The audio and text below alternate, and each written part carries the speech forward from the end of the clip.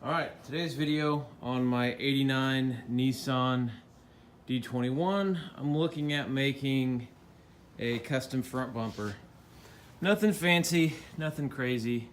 You can see this one's a little worse for wear.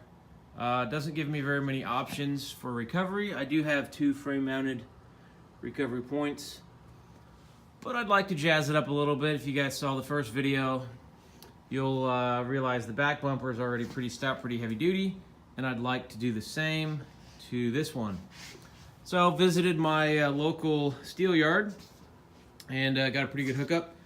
30 bucks for all of these drops. This is probably going to be my top piece right here. Some other straps. I got a ton of little pieces of plate. All this is 1/4 inch, so I can make some nice gussets. I have 4 of these. This is all they have. Not quite 1/2 inch.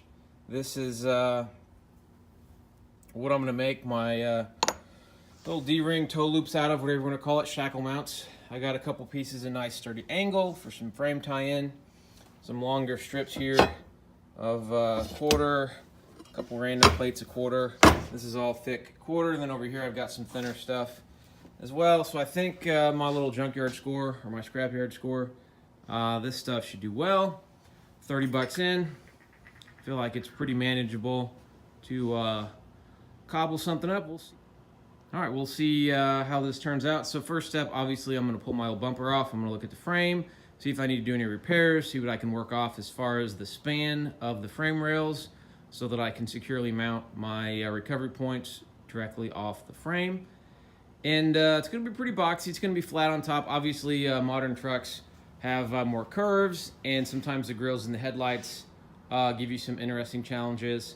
Mine's straight across, which is going to be very simple. I'm basically going to have it kind of shaped like a wedge on both sides. It'll taper for a little bit better of an angle and a little bit of a nicer aesthetic look. So let's get started by pulling the bumper off.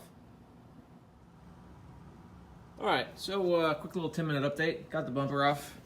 Pretty straightforward. The frame is down here. That's your frame.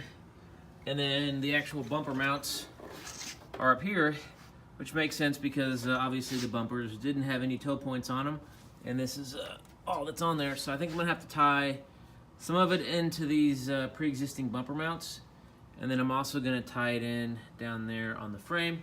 So this top piece is exactly 60 inches long, and that's kind of the general depth of the bumper. It's at a bit of a weird angle because it's sitting there, but I do plan just do something simple and taper in on both sides. I've got to decide first if I want to build the framing that mounts to, or if I just want to start with the top, work my way down, or start with the front and work my way to the top and the bottom. I don't know. This is my first bumper ever built. All right, we are making progress. I have my top plate cut to match the profile and the taper that I was looking for. I cut 2 smaller pieces of 1/8 inch that will tie in to the bumper bracket.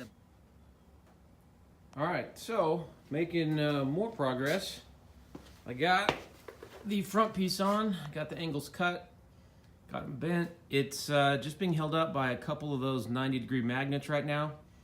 So what I need to figure out is where the brackets are gonna poke through that connect to the frame so that I can go ahead and get those marked, cut. Then I can weld the thick braces that are going to hold the shackle mounts.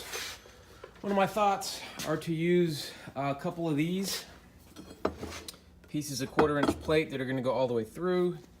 Then I'll have these plates that are just shy of a 1/2 inch. Have those on. I would have liked to have them have been the same side. I have a couple pieces that are pretty close to the same size, but they're not going to give me much benefit as far as tying in all the way back to the frame. So I'm going to figure out what my best option is. All right, this is what I'm working with. Got the front plate on, got the slots cut, and got the frame tie-ins put in. Obviously, they're a little long. At this moment, all I have are 2 tack welds that just have this piece and the smaller bracket underneath held in. Everything else is just kind of clamped in, which is nice. Gives me the ability to move around, rework as I need. Now, This will be interesting. I'm gonna have this piece welded on there. I'll have it tapered. I have to decide now, which I believe will be the best idea, is to go ahead and drill and tack these together. Haven't decided just yet. It'll be so much easier to drill this on a drill press than trying to drill through this when it's on the truck or when it's welded to the bumper. So I have some thinking to do. Skipped ahead a little bit, got in the groove, didn't film much, but I got the basic bumper part fully welded in front and back, all of the sides. I'm looking to maybe add a few gussets, more to come on that. All right, so bumper update. Next day, got everything fully welded in, including the shackles and the mounts in the back to go all the way through. Took quite a while to drill through these, but I'm pretty happy with how they turned out. Still have a little bit of cleaning up to do. I am not a professional welder by any means, just a hobbyist. So there's a little bit to be desired on the finished product as far as aesthetics, but trust me, they are fully welded in. Each side has 6 passes, so a total of 12 per D-ring, and then of course the top I wrapped around. Something came in the mail I was pretty excited about. I got a 4-pack of these from Amazon, 32 bucks. The cheapest I could find, and right off the bat has a chip, and if you look, you'll see that it does not line up in the housing. It's a little crooked. End of the day, it's a crooked truck.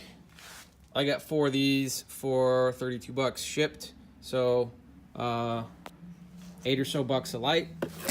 I'll take it. I'm getting ready to use my template that I just created, pretty simple, to go ahead and figure out exactly where I want these. I would have liked to have had them on the sides, which I still might do. They're a little bit big for that. I think I'm gonna have to have them just on the inside of each of the shackles. So let's see how this looks.